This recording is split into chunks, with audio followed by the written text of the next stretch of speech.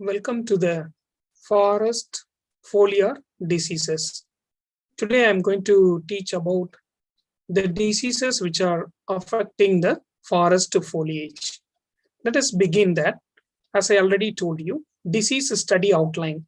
What I'm going to teach you, basically the name of the disease and the host which affects, and then causal organism, and then some extent pathogenic character, and the favorable condition or predispose, the condition which favors the disease development, and then mode of spread of the particular pathogen, and then last, the management aspects. So if you look into this, the major diseases noticed on the foliage of the forest leaves are, the first one is rust, and then powdery mildew, and the leaf spot, and the leaf and the twig blight, and abnormal leaf fall, and the needle blight. So these are the diseases recorded on the forest foliage.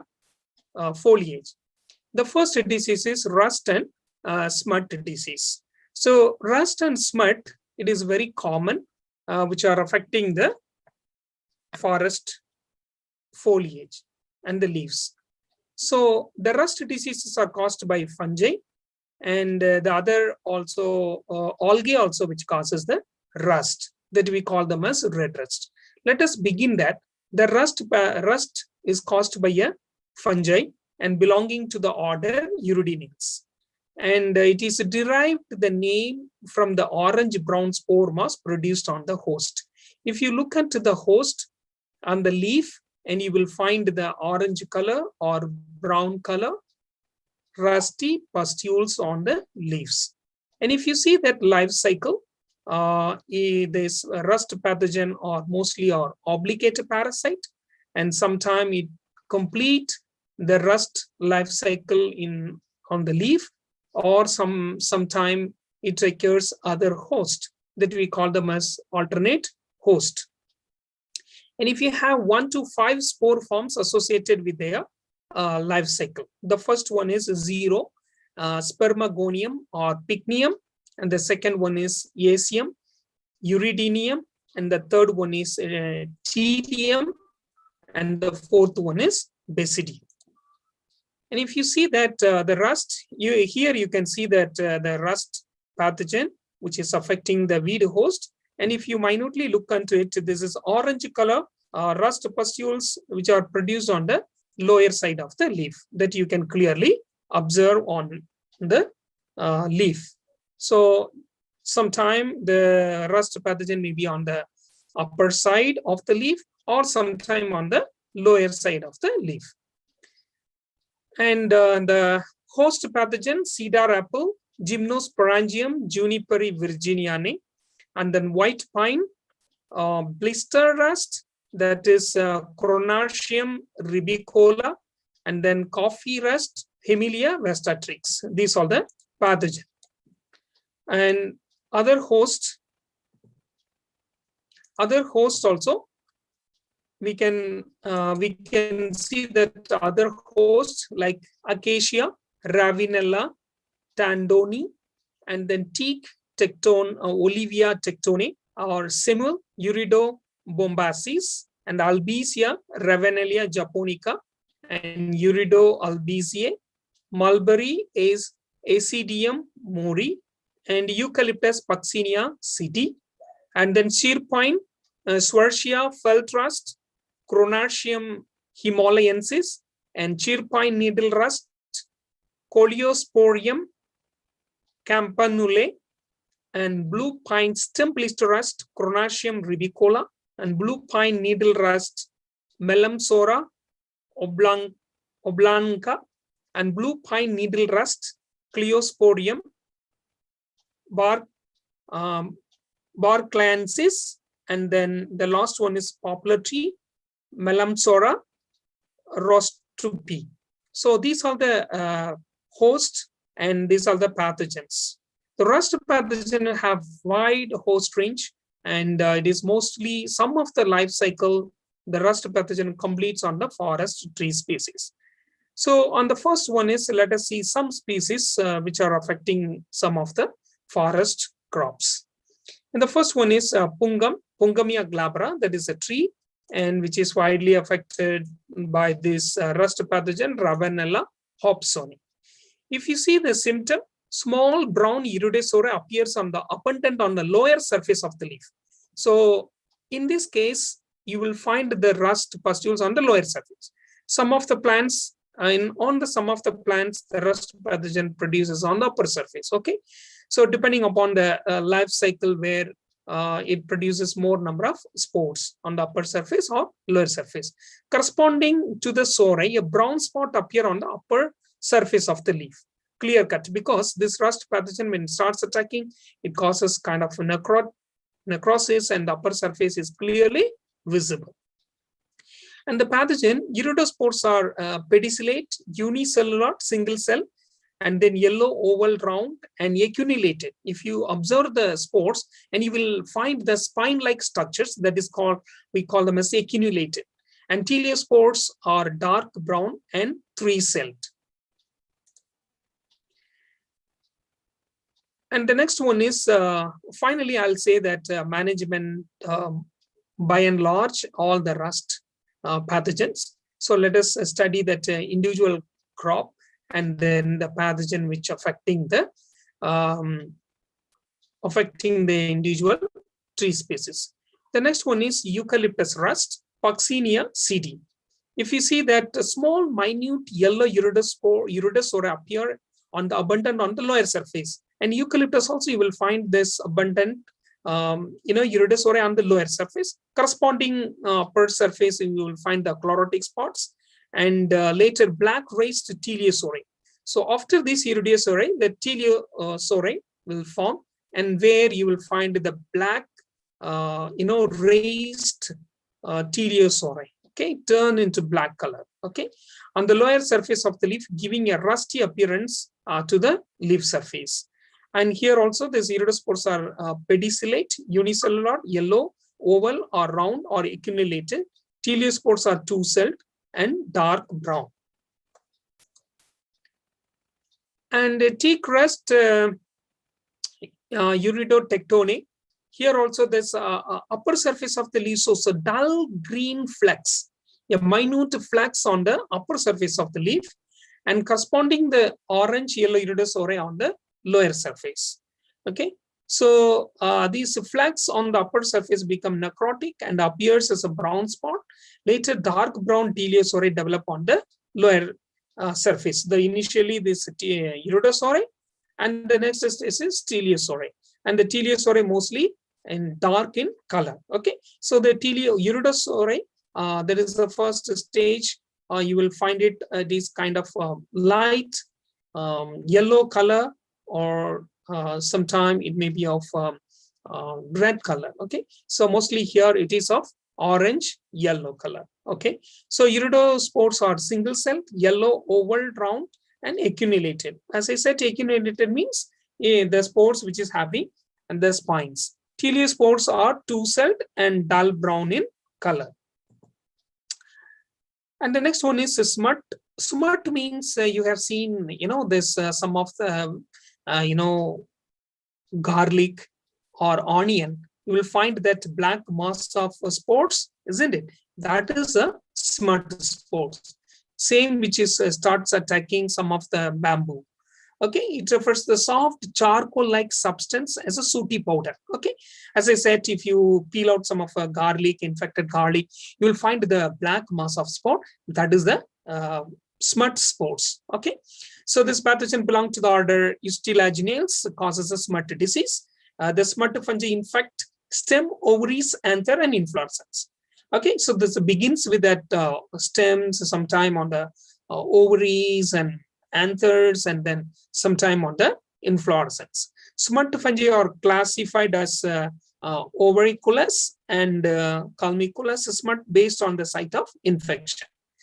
Based on the nature of smut spores, classified as loose smut and covered smut. Okay, if the spores are on the grain, it's very loose, then we call them as loose smut. And which is, if it is totally covered, if you're not visible, if it is not visible, then we call them as covered smut. Okay, so example, bamboo, bamboo smut that is caused by Ustilago shirayana. Okay, and you see this the entire sheath is covered with a long weep-like smut. Okay, it's covered, and internally you will find the smutted sheath shell covered by a papery white membrane called peridium, and the peridium bursts and releases a lot of black color smut spores. That's what we can see on the bamboo. Okay. Oh, before going to study about this red rust, let us study this mode of spread of this particular pathogens. So the rust spores basically spreads through air, airborne. Airborne is the major mode of spread. These take even it flight the help of air from one place to another place. Mode of spread is through air, and also it used to survive on the alternate host. As I said, this pathogen survive on the alternate host. The alternate host means the pathogen choose to attack in a different host of a different family that we call them as alternate host. If it attacks the same family, that we call them as collateral host. If it is attacking same Tectoniaceae, then we call them as collateral host. Okay, and you will find this. Then the mode of spread and survival. Survival, it used to survive on the other pathogen, other host. Like it can choose the same family or different family of the host. Okay, and then this management, rust diseases can be widely managed by spraying with sulfur or plant wax. The sulfur, it is basically used, and the sulfur, the recommended dose is 0.1%. Dissolve 1 gram of this fungicide and dissolve it in 1 liter of water and spray it. Okay, and plant wax, the same, that the dose is 0.1%. And some extensive infection is there, and you can spray even this borax mixture that will help to control this rust spores. The dosage is 0.1% borax mixture. Okay, the next one is red rust. As I said, this previous rust, normal rust is caused by fungi, and whereas here this red rust is caused by an algae. The scientific name is Cephalurus parasiticus. Okay, and the symptoms, you can see it produces two kind of a symptom. One is this red color. Another one is green color. If it is of green color, Cephalurus virescens. If it is red color, Cephalurus parasiticus. Okay, so the symptoms are reddish circular spots with a slightly radiating margin on upper surface, and affected spores turn to grayish green in color. Okay, and this spots turn into green color. That is a Cephalurus virescens. Okay, and shredding of leaves, that is a very common phenomenon. Okay, and this pathogen, you can see this is algae, and basically it requires some water, and the zoospores are discharged and into this water droplets, and the rain splash, it helps to disseminate. Okay, so basically rain splash and disseminate these rust spores, that is red rust spores. And if you see that basically Cephalurus virescens attacks the tea, rubber, cassia, and black pepper, and so on. And Cephalurus coffee, which attacks the coffee, and Cephalurus minimus, which attacks the cocoa. And if you see this managed mode of spread, as I said, it is spreads through rain splash basically, and management is spraying with 1% borax mixture. Spraying with 1% borax mixture. And if you know this, how to prepare the borax mixture, look at the description. In the description box, I have given the link. You can watch how to prepare this borax mixture. 1% borax mixture can effectively manage this Cephalurus parasiticus. And the next one is powdery mildew and downy mildew.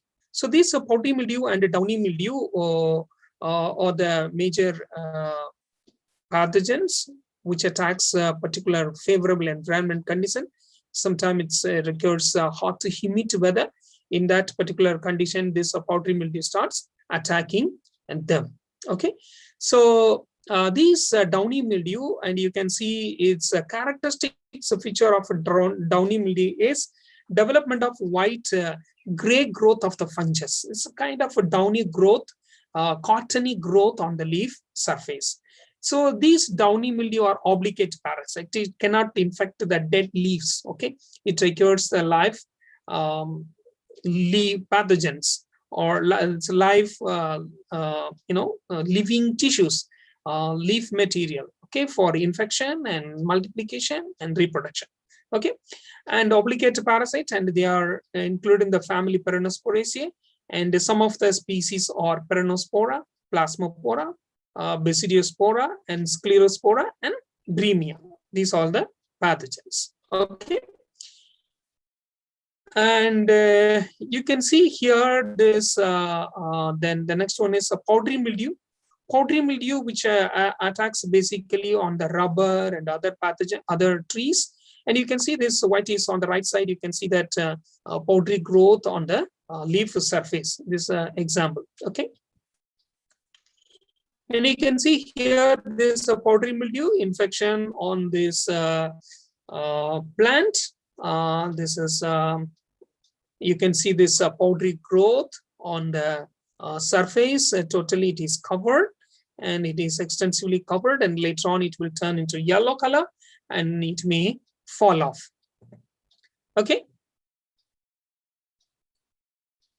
And these downy mildew, come back to this downy mildew symptoms: yellowing and chlorosis of leaves, white downy growth on the lower surface of the leaves, and corresponding yellow streaks on the upper surface. You will find on the upper surface, it's become yellow color, and then finally it dries up and wither off. Okay, so, and you can see sometimes if it is attacks on the, on the inflorescence, that we termed as green ear, but because totally it may dries up, and then it may wither. Okay, so it attacks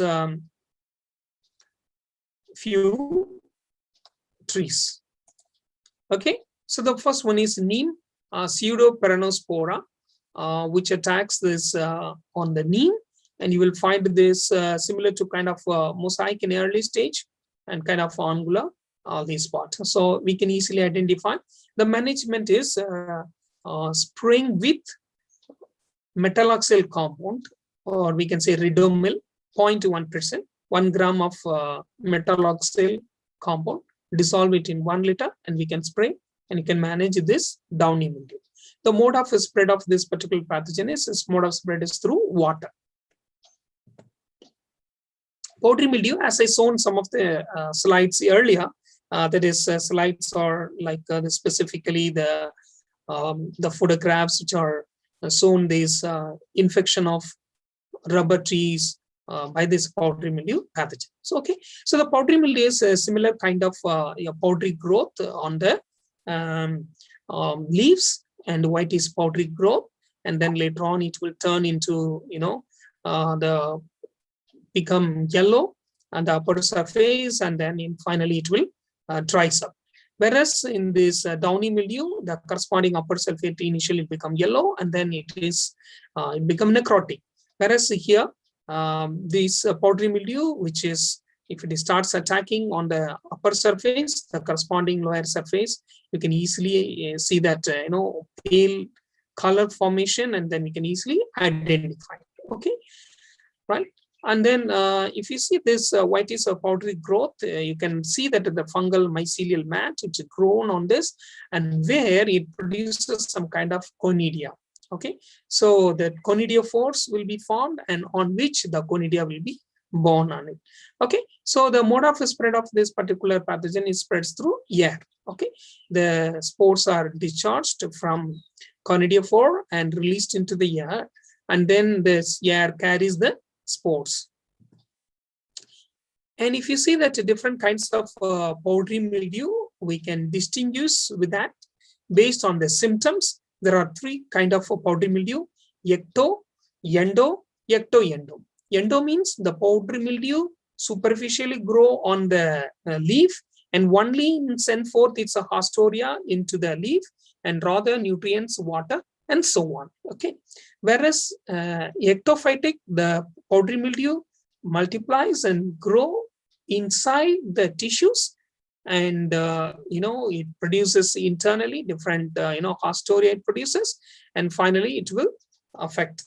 Okay, and ecto-endo, partially part of mycelium grows outside and is ectophytic, part of them grow internally, that we call them as endophytic. Okay, so these all different three types, and the name of the species is oidium, oidiopsis, and overiliopsis. These are the three kind of pathogen. Okay, and Hostoria, as I told you, and then conidiophore, the description, it is very short and club shaped, non-septate, whereas long branched septate in oidiopsis and long unbranched septate. Okay, coming to this host. Okay, the host is basically, you will find this teak.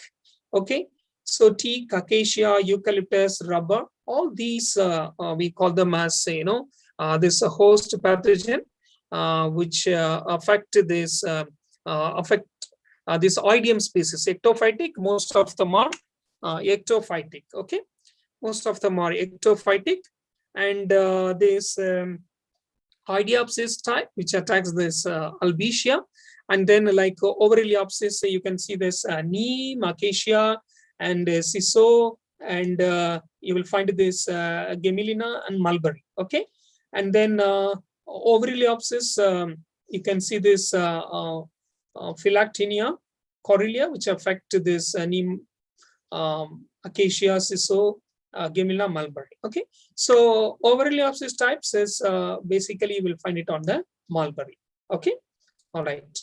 Okay, and different genus which comes under oidium type, I can say ectophytic type, Ericifae, Ancinula, oidium, Spirotheca, Acrosporium, Libellula tarica, oidiopsis type. Okay, and the other type is phylactinia, coryllia.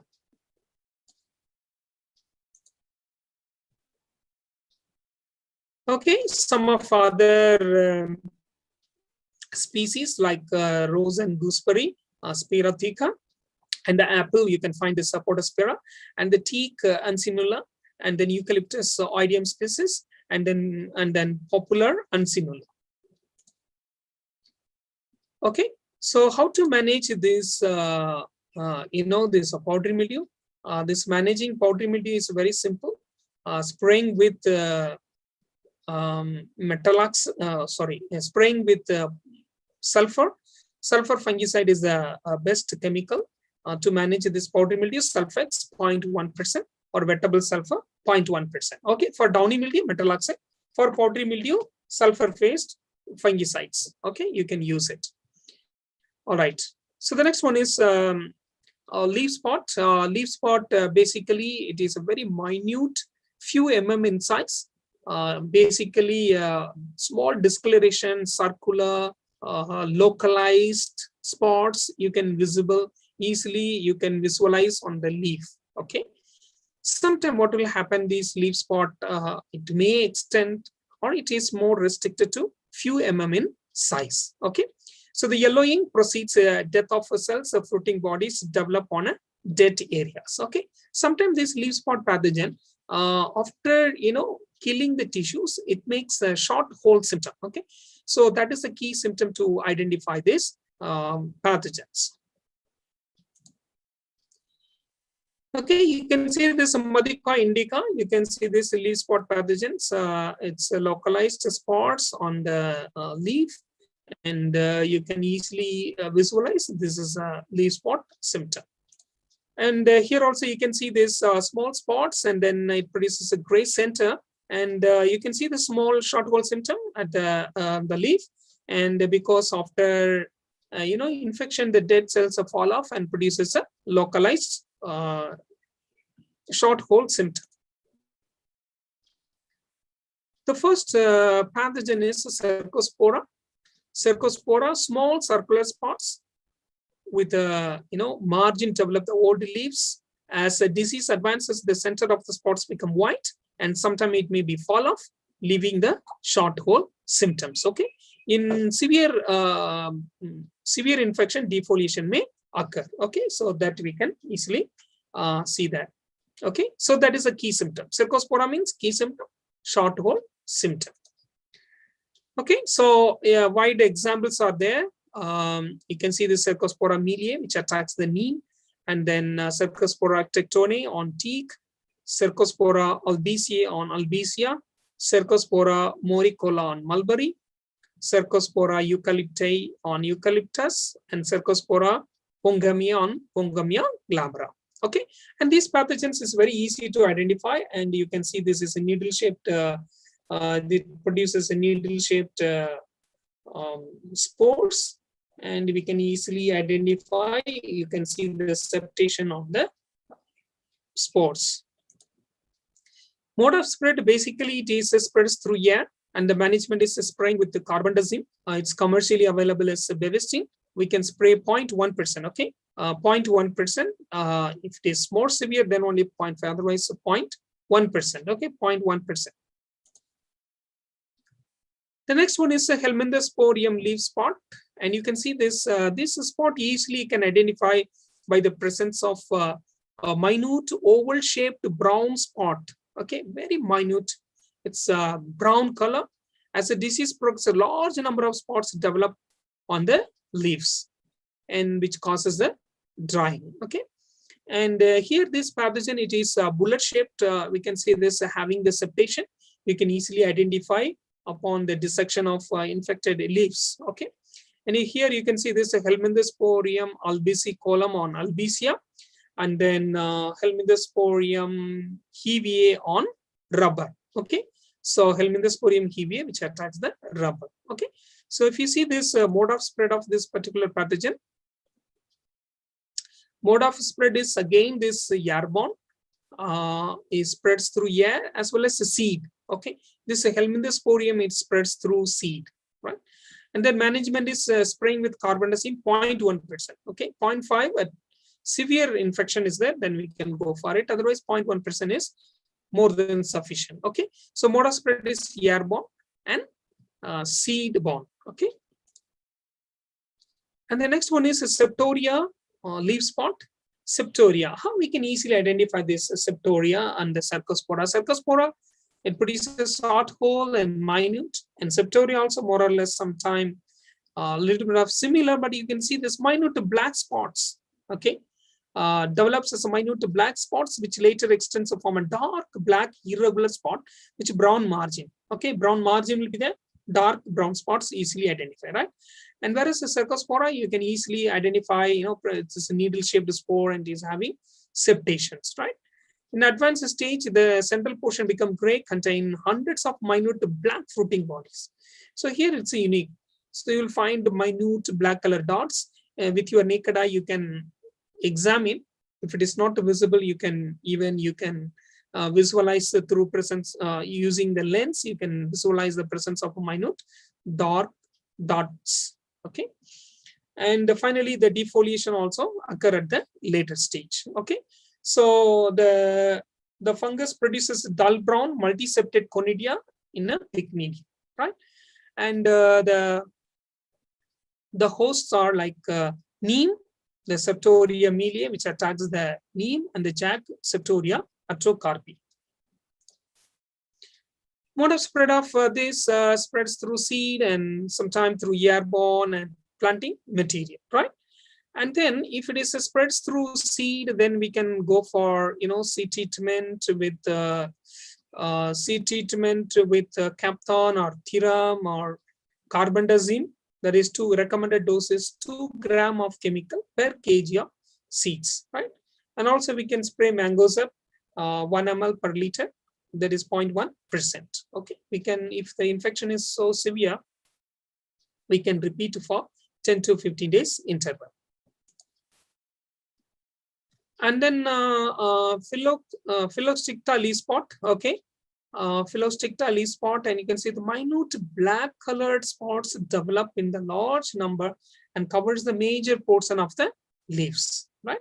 So here also the same thing, and you can find this jet black with numerous dot-like fruiting body, right? Pycnidia. Here you can see the minute black colored fruiting bodies and dried leaves each structure we call them as a pycnidium, right? Small minute fruiting body that we call them as pycnidium, which produces hundreds of single-celled dark brown conidia. That is a Philosticta, very single-celled spores it produces. And you see that Neem Philosticta azadirachid on Neem, and then Philosticta Sisu on Sisu, and Philosticta tectone on teak, Philosticta bambasis on semu, and Philosticta albesianae on Albizia labac, and Philosticta atrocarpiana on jack. Leaf blights. The next disease is leaf blight. Blight implies the sudden and extensive damage of the leaf. So if you see that the distinction between the leaf spot and the blight is, leaf spot, it is very localized, very minute, a few mm, maybe 2 to 3 mm in size, whereas blights are extensively covered on the leaf. This is due to this necrosis caused by the pathogens. Okay, sudden and extensive damage to the leaves resulting in necrosis of tissues, including the veins. Okay, intensity of the damage and spread to which it causes death is quick in blight. Okay, here you can see that it's bamboo blight. You can see this blight infection, okay, on the bamboo leaves. And Syzygium cumini blight, and you can see this blight infection on the leaf on the right side. You can see that. You can see this eucalyptus seedlings, which is having this blight symptom, and you can see this this blight extensively covered. You can see this 70% of the leaf is being infected with this gray blight, which causes by Pestalotia, and minute spots are there. And you can see this in ironwood tree. You can see this blight infection on the leaves, and you can see the both sides, and blighted appearance on the leaf. Here on the cinnamon xylonicum, and you can see this infection on the leaf. 50% of the leaf is infected with that. It is caused by Botidiploidea theobrome, which causes the blight on the Cinnamomum xylonicum. Brown leaf blight. Okay, see this symptom begins with a brown water-soaked lesion develop on the leaf and spreads first to occupy major portion of the leaf, leading to the complete drying of lamina. I was on the pictures earlier. Could you see that this blight pathogen starts invading and covering, affecting the major portion, and it will extend further. Okay, causes a blighted appearance. Okay, easily identify the presence of concentric rings sometime. Okay, some pathogen produce concentric rings, some pathogens produce minute dots on the infected dead tissues. We can easily identify them. The fungus produces brown color conidia with both vertical and horizontal septa with beak at the top. So Alternaria it produces, right? So this Alternaria alternata, which attacks the acacia, jatropha, neem, puncum, and eucalyptus. So which are these Alternaria, the key symptom is it produces concentric rings and the minute sporulation you can see on the circle of this concentric rings. Okay, and if you dissect them, and you can easily identify this vertical and transverse septation on the spores. Basically, this Alternaria spreads through seeds, and also it spreads through air, and basically spreads through the seeds, and it survives on the infected leaves, right? So that has already talked about this mode of spread is spreads through seed and air. And management part, you can spray this mango zip 2 grams per liter, that is 0.2%, or you can spray this propiconazole 0.1% 2 to 3 times at 15 days interval. That helps to manage the disease.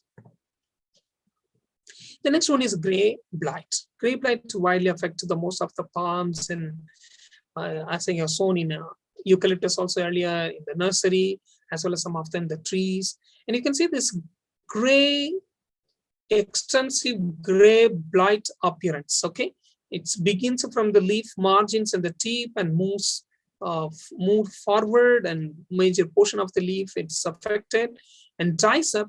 When it dries up, and the pathogen produces a lot of minute minute black color dot-like fruiting bodies on the infected portions. Okay, dots are seen, right? So this you can see here. This is on the palm and the gray blight. Extensively, it causes this gray blight symptoms on the leaf, and this minute black color dots. You can see that on the leaf. Okay, the fungus produces a large number of 5-celled conidia, and if you see this wing-like appendages on the top, 3 wing-like appendages, and it is having the segmentation. The middle portions are three segmented or colored, and the top and bottom segments are colorless. And you see that variety of species which attacks the number of species. Pestalozziopsis heaviae, which attacks on a rubber. Pestalozziopsis funereal, it's attack chirpine, and Banksiana on silver oak, and elastica on jack, and indica on sapota and goa, and pamarum on coconut. Okay. So the next one is Needlebright, Mycosporella species. 2-3-year-old needle tie back from the tip, leaving the green base. Okay, it attacks the most of the pine and other trees which are grown at high altitudes.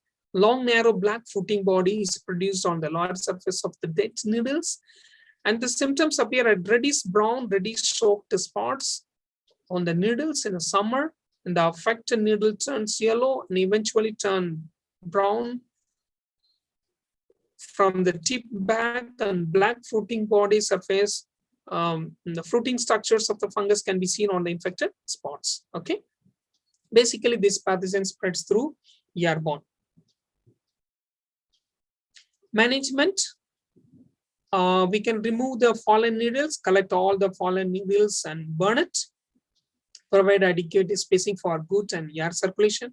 Maintain the vigor of the plant by providing proper nutrients. Time to time, we can apply farmyard manure and other manures. And the fungicide spray chlorothalonil 0.1%. and coproxychloride 0.1% and thiophanate-methane 0.1%. It is available in the market as a topsin thiophanate-methane. The next one is anthracnose. It's black, or means like coal-like appearance. Okay, the term is now used to describe the disease caused by the members of the family Melanchoniaceae. Okay, Sphancelloma, Colitotrichum, Cleosporium. These are the 3 genus which attacks the most of the forest trees, and you can see this typically seen on restricted lesion on the leaves, stems, and fruits. Okay, coming to this symptom, water soaked lesion initially begins on the infected region, and later on it turns into minute black spot with a dark margin. Okay, as the disease progresses, the spots enlarge and causes irregular blightening of the leaf lamina. The blighted leaf tissues show hundreds and minute black color fruiting body. Now, so the many cases black color dots you may observe. It's the best way to identify the pathogen is take a little bit of sample and dissect them and observe under microscope, and you can see that the shape and size of the spores. Okay, whereas here this is in Colitotrichum. And you can see this bullet-shaped, colorless spots. You can easily identify. Okay. Now, sometimes the infection also spreads from the tip to the young twigs, which causes a dieback. Okay, which Colitotrichum, which causes sometimes this dieback symptom in the tip. It starts attacking them and moves downward, right? And in addition, this fungus also causes the infection on the fruits, and sometime on the fruits, it produces a black depressed lesion with a dark margin. Okay. As I said, to this pathogen, it's of bullet-shaped and hyaline, colorless, single-celled spores. Okay. Colitotrichum sisu, which causes the sisu, attacks on sisu trees, and Colitotrichum on heaviae, rubber, Colitotrichum cleosporidus on cashew, neem and mango, and Gliosporium atrocardion jack, and the coffee Coleotrichum coffeeanum on coffee. Okay. And the secondary leaf fall. Okay, so how to manage this? All these Coleotrichum leaf spot. The mode of spread of this Coleotrichum basically spreads through air. And it used to survive on the infected leaves, right? How to control this Coleotrichum? Spraying with carbendazim 0.1% or spraying with mangoseb 0.1%. That helps to eradicate this pathogen on the nurseries, on the trees. The second one is the last one is a secondary leaf fall on the rubber, right? So secondary leaf fall. Okay, what is a normal leaf fall will occur on the December month. If secondary leaf fall occur in the rejuvenation stage or proliferating stage, like in June, August. So the plants in the time of regeneration. So if the leaves are fall, it is due to pathogenic attack. That is, we call them as abnormal leaf fall. Okay. So the season, as I said, the leaves are fallen on June and August. This is due to this pathogen identified. So this is shredding of leaves, branches shows the dieback, and symptom gray circular spots on the leaves, and the spots and large become irregular. Petiole exhibit the shrunken spots, affect fruit rot, rotting of, and sometimes it affects the tapping panel, tapping cut, and reduction in latex yield on the rubber trees. Okay. So this pathogen survives on the infected leaves. The fallen leaves, is better to collect all the fallen leaves and burn it, right? And like a favorable condition, moist climate with intermittent rainfall, that will favor this pathogens. And the management, so spraying with borax mixture 1%, it's the best chemical, and also you can spray with ridomil. This is secondary leaf fall. We can control these pathogens by spraying with ridomil 0.1% or metalaxyl 0.1%.